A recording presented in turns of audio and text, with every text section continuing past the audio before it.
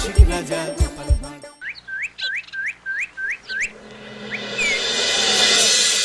কি গিন্নি, এই কটা ভাতে কি পেট ভরবে? ও যা ভাত আছে না, ওটা বেড়াল ডিগোতে পারবে না। হ্যাঁ, আরে বাবা, আমি আর বেড়াল এক হলো? এই বাড়তি কথা না বলে খাও তো।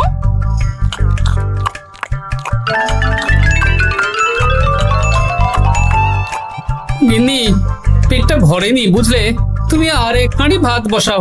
আমার জন্য 2 হাতা রাখা আছে, ওটাও খেয়ে নাও না, খাও। আমি আর ভাত বসাতে পারবো না, এখন উনুন ধরাও, আঁচ দাও, ভাত বসাও। আরে তোমারটা তুমি খেয়ে নাও না, তুমি তো জানো আমার এইটুকু খাবার পোষায় না। তারপর তুমি আজকে ওই ওলের ঝোলটা যা বানিয়েছিলে না, আহা, খাই খাই খাই খাই করে আমার জীবনটাও খেয়ে ফেললে গো। আরে বাবা, ভগবান এই পেট দিয়েছে কিসের জন্যে? এত খাটাখাটনি সবকিছুই তো এর জন্যে নাকি? হ্যাঁ,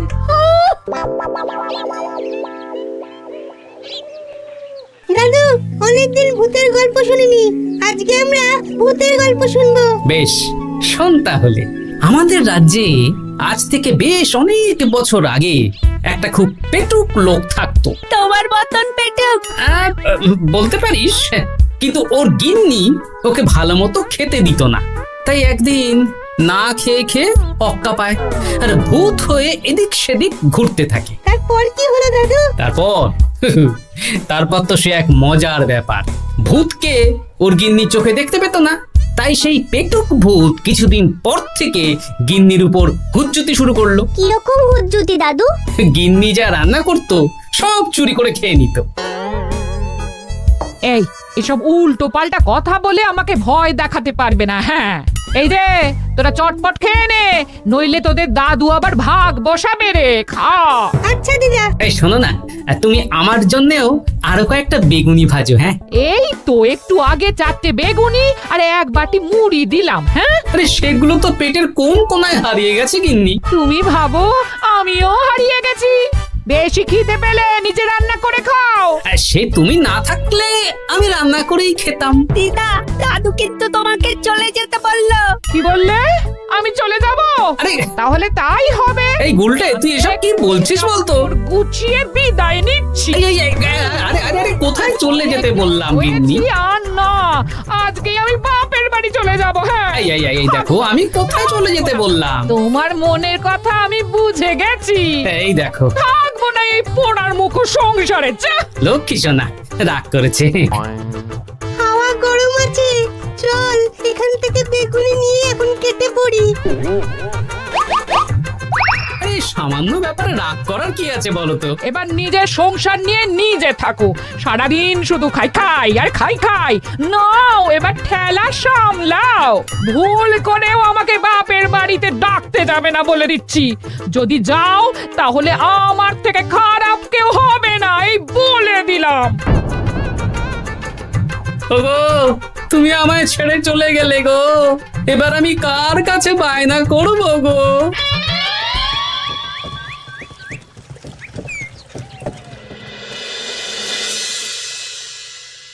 কিরে, তুই একা একা? জামাই কোথায়? তোমাদের জামাইকে ছেড়ে চলে এসেছি। এ মা, তুমি কি থাকতে দেবে না আমি চলে যাব? এসব আবার কি কথা বলছিস তুই? হ্যাঁ, এ তো তোরও বাড়ি। আমাদের ভাত ডাল জুটলে তোরও জুটবে। কি হয়েছে রে দিদি? দিন রাত খেটে খেটে কয়লার মতো পুড়ে যাচ্ছি, আর ওনার বায়না শেষ নেই। সারাদিন শুধু খাই খাই আর খাই খাই। এবার বুঝবে জামাই বাবু। হ্যাঁ, নিজে হাত পুড়িয়ে রান্না করার ঠেলা।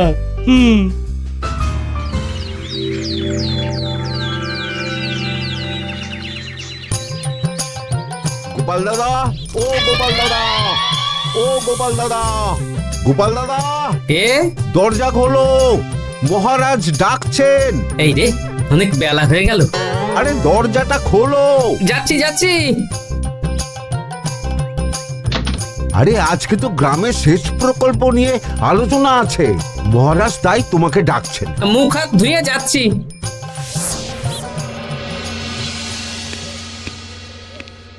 দেখুন মহারাজ, দেখুন, এত বেলায় গোপাল এলো, তাও নিজে আসেনি, ডেকে নিয়ে আসতে হলো। সত্যি গোপাল, আজকে এত জরুরি একটা আলোচনা সভা কোথায় তুমি তাড়াতাড়ি আসবে? তা না করে গোপাল বাড়াবাড়ি করে ফেললো। গোপাল, এই আমি শেষবারের মতন বলে দিচ্ছি, ফের যদি এরকম রাজসভায় দেরি করে আসতে দেখি তাহলে কিন্তু কড়া ব্যবস্থা নেব। আসলে মহারাজ, আমার গিন্নি গতকাল রাগ করে বাপের বাড়ি চলে গেছে, তাই বেশ হয়েছে। আচ্ছা, যে জন্য আজকের আলোচনা সভা ডাকা হয়েছে সেটা হলো আমাদের রাজ্যের দক্ষিণে একটা সেচের জন্য পুকুর খনন করা হচ্ছে।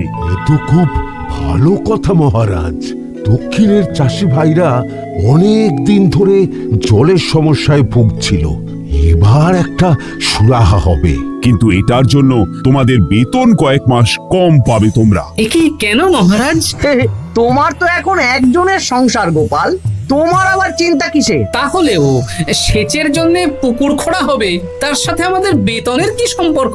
কারণ ভাড়ারের অবস্থা খুব একটা ভালো নয়, তাই আগামী 3 মাস তোমাদের বেতন 5 মোহর করে কম দেওয়া হবে। হ্যাঁ? হ্যাঁ নয় হ্যাঁ। আর ওই 3 মাসের কেটে নেওয়া বেতন 4র্থ মাসের বেতনের সঙ্গে যোগ করে দেওয়া হবে।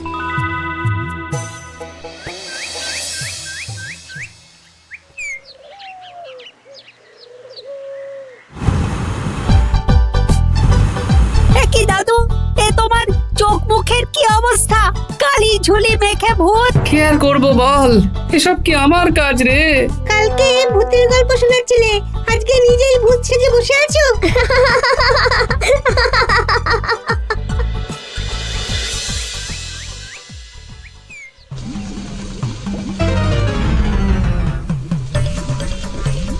এই রে, ভাতগুলো পড়ে গেছে। দূর দূর দূর, এভাবে হয় নাকি? না, এবার থেকে ভোজনালয় থেকেই খাবার খেতে হবে।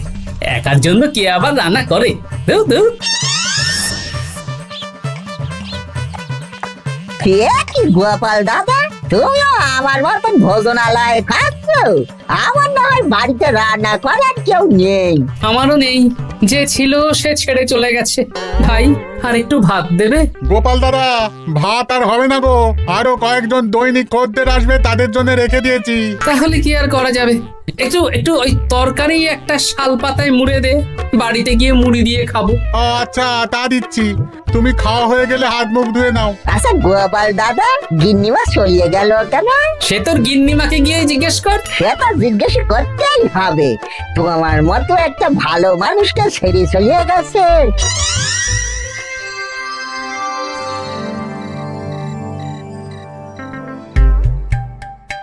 এসো এসো। এই নাও ধরো, পুঁটির মা তোমার জন্য কটা রুটি আর তরকারি পাঠালো। শুনলাম তুমি বাইরে ভোজনালয় খাচ্ছ। কি আর করবো বলো, একদিনই ঘর দুয়ারের একই অবস্থা করেছো গো গোপাল দাদা। ওই একার সংসার, এখন আমার কাজের মধ্যে দুই, খাই আর শুই।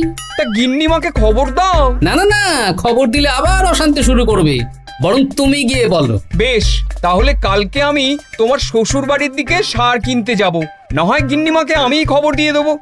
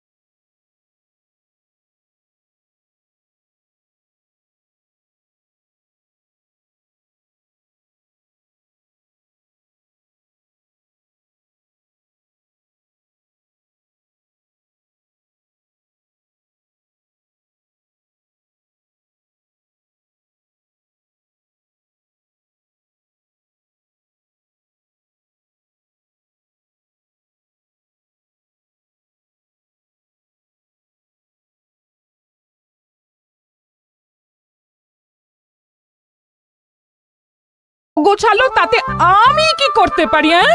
এখন আমি আর ওই বাড়িতে থাকি না। হ্যাঁ, শুধু তাই না, গোপাল দাদা বাইরে ভোজনালয়ে তেল মশলা দেওয়া উল্টো পাল্টা খাবার খাচ্ছে গো। আমাকে এসব কথা শোনাতে আসবে না পুটির বাবা। আমার খাটতে খাটতে জীবনটা কয়লা হয়ে গেছে, কয়লা। ওনার বায়নার শেষ নেই। হ্যাঁ, বুঝলে গোপাল দাদা, আমি গিন্নিমাকে অনেক করে বোঝালাম, কিন্তু কিছুতেই কোনো কথা শুনলো না। বেশ, শুনতে হবে না। এরকম বললে হয় নাকি? চারিদিকে ঘর দুয়ার অগোছালো, খাবারের থালা বাসন এদিক ওদিক ছড়িয়ে ছিটিয়ে আছে। ওরে বাবারে, ইঁদুরেও আস্তানা করেছে। তা যা হচ্ছে হোক।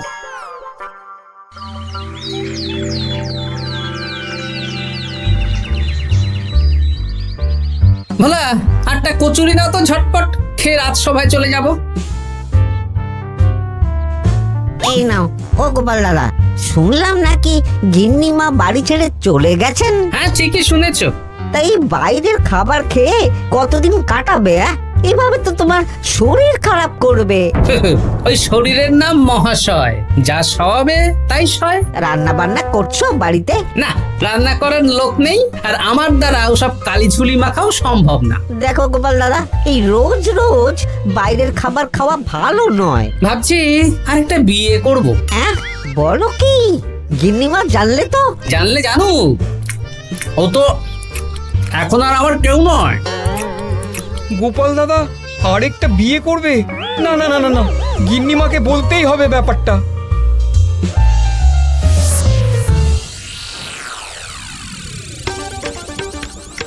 গিন্নিমা, তুমি আবার এসেছো পুটির বাবা? সর্বনাশ হয়ে গেছে।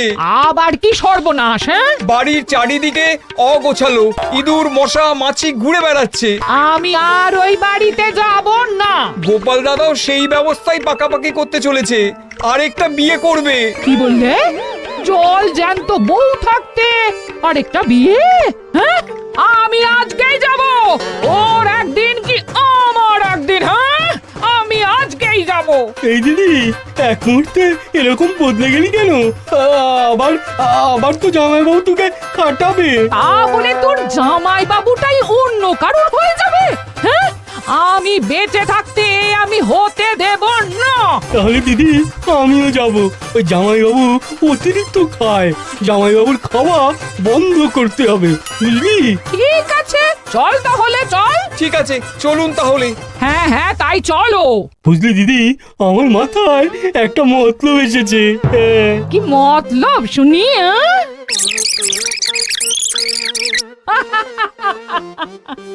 এই বেশ তো বেশ, এতে যদি তোর জামাই বাবুর অতিরিক্ত খাওয়া কমে তাহলে তো ভালোই কথা। হ্যাঁ, কিন্তু খুব সাবধান, গোপাল দাদার নজর কিন্তু বাজ পাখির নজর।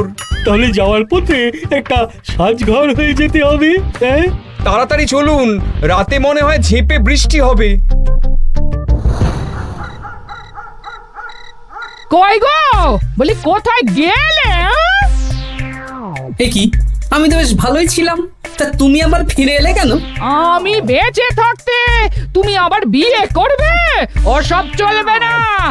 আমি এক সাধক বাবাকে নিয়ে এসেছি, তোমার সব ভীমরতি ইনি ছড়িয়ে দেবেন। হ্যাঁ, আজকে থেকে তোমার অতিরিক্ত খাওয়া দাওয়া বন্ধ করার দায়িত্ব এনার। যাব বাবা।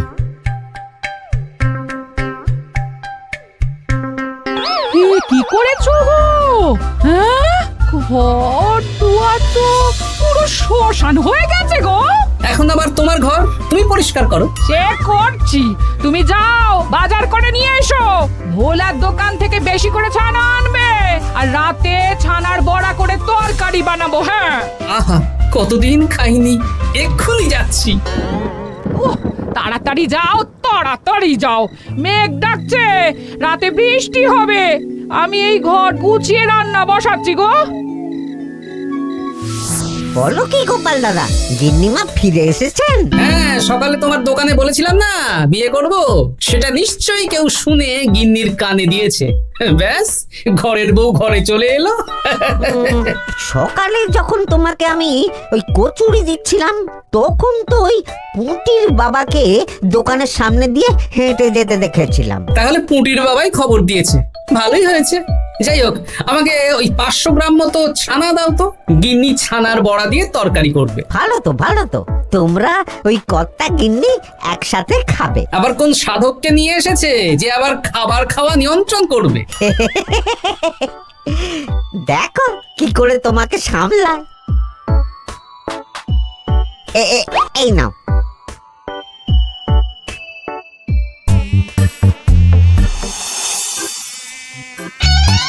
দেখি গিন্নি, আমার জন্য দুটো বড়া আর ওনার জন্য এতগুলো? বেশি খেলে তোমার চেহারা ঠিক হবে না বৎস, তোমাকে রোগা হতে হবে, তাই কম খেতে হবে, বুঝলে? ঠিক আছে, আপনাকে আমি মজা দেখাচ্ছি। অগত্যা গিন্নির হাতের খাবার খাচ্ছি, এই আমার 14 পুরুষের ভাগ্য ভালো।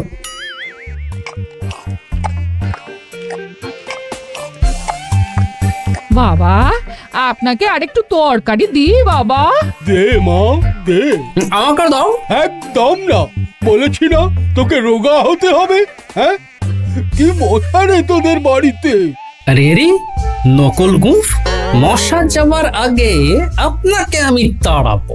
এই কদিন চারদিকে সব ছড়িয়ে ছিটিয়ে নোংরা করেছে, মশা মাছি এত তাড়াতাড়ি যাবে না। হ্যাঁ, আমার খাওয়া হয়ে গেছে, আমি উঠলাম। আপনি ভালো করে খান, কেমন?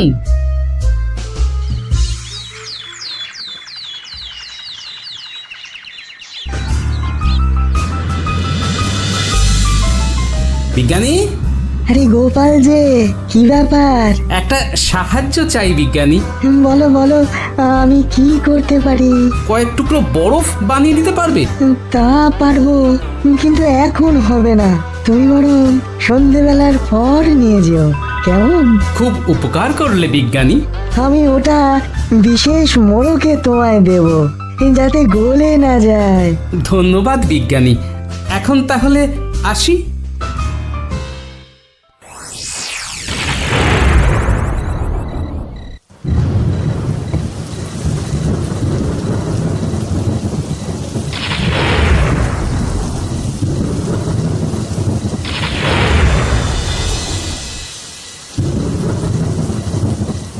ভালো করেছিস বাবা, যা মশার উৎপাত, মশারি ছাড়া ঘুমোনো যাবে না। কথায় আছে সেবাই পরম ধর্ম, তাই একটু ধর্মকর্ম করছি আর কি।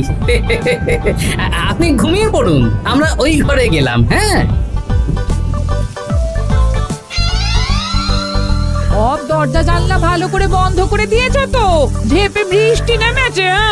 হ্যাঁ হ্যাঁ, কোনো চিন্তা নেই, তুমি ঘুমো, আজকে অনেক খাটনি হয়েছে গো। হ্যাঁ, জয় ঠাকুর।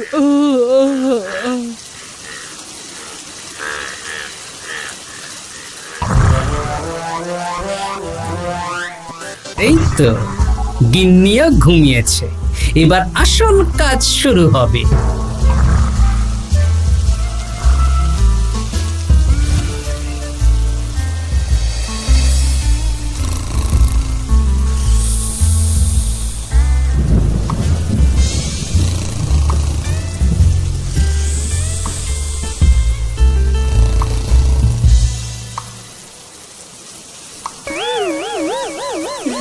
কি জল পড়ছে কেন? চাল ফুটো হয়ে গেল নাকি? এত রাতে দিদিকে ডাকা ঠিক হবে না। আরে আরে কি মুশকিল, এখনই জল পড়ছে। আরে দূর দূর।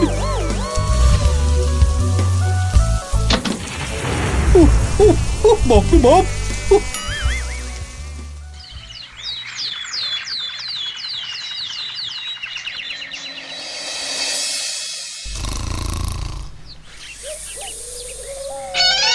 সুপ্রভাত। প্রভাত আর শো নেই। কেন? সারা রাত প্রথমে ভিজেছি, তারপরে মশার কামড় খেয়েছি। ভিজেছেন কেন? কি রাতে চাল ফুটো হয়ে জল পড়ছিল, খুব ঠান্ডা লেগেছে। একটু একটু মধু আর তুলসী পাতা দে, একটু খাই। এই দিচ্ছি বাবা। এ হতেই পারে না, কদিন আগেই তো চাল সারিয়েছি। ঘরের মধ্যে তাহলে জল এলো কি করে? ঠিক যেভাবে আপনার নাকের নিচে নকল গোঁফ এসেছে শ্যালক বাবু, ঠিক সেইভাবেই। এই রে, হয়ে গেল। দাড়িটাও তো নকল। না মানে আমি বুঝিয়ে বলছি গোপাল, তুমি তো একটু বেশি করে খাও, তাই আমি ভেবেছিলাম ওই তোমার যাতে খাওয়াটা একটু কমে, তাহলে আমার দিদির খাটনিটা একটু কমবে। খাটনি কমাতে তো আপনি আসেননি, উল্টে আপনি নিজে ছলে বলে খাচ্ছিলেন। অতিথি হিসেবে এলে নিশ্চয়ই খাওয়াতাম, কিন্তু এটা আপনি ঠিক করেননি। ওগো, ও তো আমার ভালোর জন্যই করেছে। তুমি আমার বিবাহিত স্ত্রী, ও এখন তৃতীয় ব্যক্তি, তুমি ওর কথা কেন শুনবে? হ্যাঁ, প্রথমে বাচ্চাগুলো মস্করা করলো, সেই শুনে তুমি চলে গেলে। হ্যাঁ, ওরা তৃতীয় ব্যক্তি, ওদের কথায় কান দিলে, তারপর পুঁটির বাবার কথা শুনে বিশ্বাস করলে আমি সত্যিই বিয়ে করছি। হ্যাঁ, এই জন্যই তো চলে এলাম। হ্যাঁ, এখানে পুঁটির বাবাও তৃতীয় ব্যক্তি, আর তারপর শ্যালক বাবুর কথায় আমাকে কম খেতে দিচ্ছ, আর উনিও তৃতীয় ব্যক্তি। ইয়ে, না মানে? হ্যাঁ মানে, না মানে কিছু না। যখনই সংসারে স্বামী স্ত্রীর মাঝে তৃতীয় ব্যক্তি প্রবেশ করবে, তখনই অশান্তি হবে। নিজেদের সমস্যা আমরা নিজেরাই ঠিক করে নেব। আচ্ছা গো, আচ্ছা ঠিক আছে, আর কোনো বাইরের লোকের কথা শুনবো না। এবার বলো তো, ছাদ থেকে জল পড়ার ব্যাপারটা কি? ওটা তো কাল রাতে মশারির উপরে বরফ রেখেছিলাম, আর সারা রাত ধরে বরফের জল শ্যালক বাবুর গায়ে পড়েছে। ছাদ ঠিকই আছে গিন্নি। হ্যাঁ নয় হ্যাঁ, কাল যখন খাবার খাওয়ার সময় দেখলাম আপনার গোঁফ খুলে যাচ্ছিল, আপনি ঠিক করলেন, তখনই একটা সন্দেহ হয়। ওরে ওরে গোপাল, আমি আর তোমাদের কথা গিন্নির মাঝে থাকবো না, আমি পালাই, আমি পালাই।